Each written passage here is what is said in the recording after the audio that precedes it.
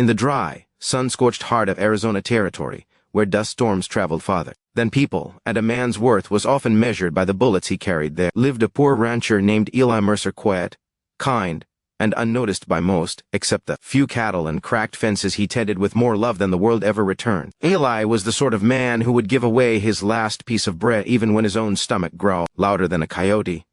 And though life had beaten him with hardship after hardship, from losing his wife to fever to watching his ranch shrink in value, with every passing drought he remained gentle. Kind of gentle that makes the world uncomfortable because it reminds it how cruel it has become. One blistering afternoon, while Eli was repairing a fence post that had no intention of remaining upright, he spotted something unusual in the shimmering heat.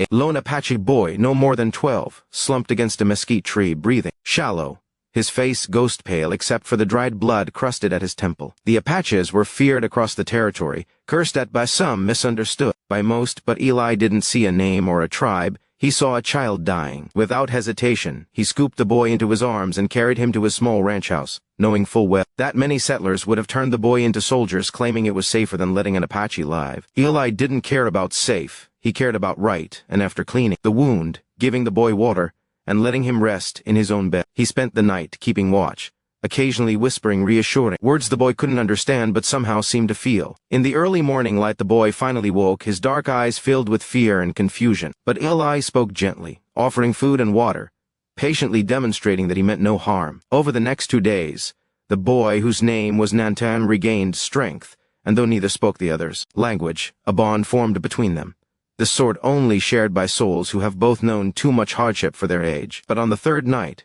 Nantan slipped out silently, leaving only a small stone carved with the figure of an eagle, a symbol Eli did not recognize but felt honored by. Eli assumed he would never see the boy again. What he didn't know was that his act of compassion had been witnessed from afar by Apache scouts, who carried the story back to their chief, a man whose word could move mountains and warriors. The territory buzzed in the following days with rumors of increased Apache movement, but Eli was too busy repairing his windmill and praying for rain to think trouble was coming for him. It wasn't until the dawn turned the sky into a glowing battlefield of orange and gold that he heard it. Hundreds, no, thousands of hooves thundering across the land like a living storm. Eli stepped outside and froze. The horizon was black, with silhouettes, 1,000 Apaches, warriors, elders, women, children approaching his humble ranch in perfect silence. The kind of silence that makes a man reconsider everything he's ever done. Eli's breath caught in his throat as they surrounded the ranch, every one of them staring at him with unreadable expressions. He didn't reach for a rifle. He didn't even own one worth lifting. He simply stood there, heart pounding so loudly he wondered if they could hear it, when suddenly the warriors parted, and an imposing figure stepped forward, the Apache chief, his presence radiating authority and storm-like power. Eli swallowed hard, knowing this moment could decide whether his kindness saved him or destroyed him, and as the chief raised his hand, Eli's fate hung in a silence thick enough to choke on. Before we go to Chapter 2, make sure you subscribe to the channel so you never miss powerful stories like this story that remind us how a single act of kindness can change the world in ways we never expect. The air felt heavy, electrified, as if even the wind held its breath while the Apache chief stood before Eli Mercer, his eyes deep with wisdom and storms only leaders carry. The warriors behind him were carved from stone, silent, disciplined, unblinking, yet there was no hostility, only an ancient intensity that could either bless a man or bury him. Eli waited, his calloused hands trembling slightly at his sides, but he held his ground, not because he was brave, but because he had always believed that good deeds did not need defending. When the chief finally spoke, his voice rolled like distant thunder, each word deliberate, as though shaped by centuries of tradition. He told Eli through a translator who stepped forward that the boy he rescued was his grandson, the future heir to their tribe, and that the entire Apache nation now owed Eli a debt that could never be fully repaid. Eli's heart nearly collapsed in relief as Nantan appeared from the crowd, healthy and smiling shyly, clutching the carved eagle stone in recognition. The chief raised a ceremonial spear adorned with feathers, beads, and the stories of generations, then thrust it into the dry ground at Eli's feet, declaring the land sacred, protected by the Apache nation, forbidden from being seized by soldiers, settlers, or greedy land barons who had been circling like vultures for months. Before Eli could respond,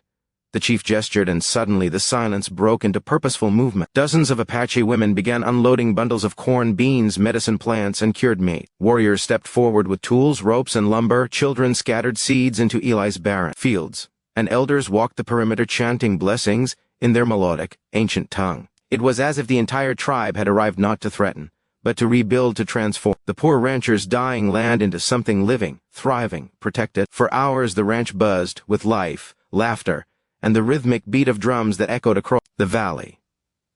The Apaches repaired Eli's fences, dug new irrigation lines, mended his roof, and stocked his pantry until it overflowed for the first time since his wife's death. Some warriors even trained Eli in writing techniques and survival tricks, insisting that a man who saved a chief's bloodline should know the ways of the land he now belonged to. And as the sun climbed high overhead, Eli found himself seated beside the chief, sharing a meal in a moment so surreal he felt he might wake up back in the loneliness of yesterday. The chief told him that kindness is the greatest form of courage that a man who risks himself for a stranger is worth more than 1,000 soldiers, and that the Apaches never forget such a heart. When it was time for the tribe to leave, the valley rumbled again with the power of 1,000 horses, but this time it wasn't fear Eli felt, it was gratitude, pride, and the overwhelming understanding that his single act of compassion had not just saved a life, it had changed his own forever. As the Apaches rode off into the horizon, Nantan turned back and raised the eagle stone high, a final message that needed no translation. Eli stood alone on his ranch, but for the first time he didn't feel poor. He felt rich in a way no gold, cattle, or land deed could ever make a man rich in honor,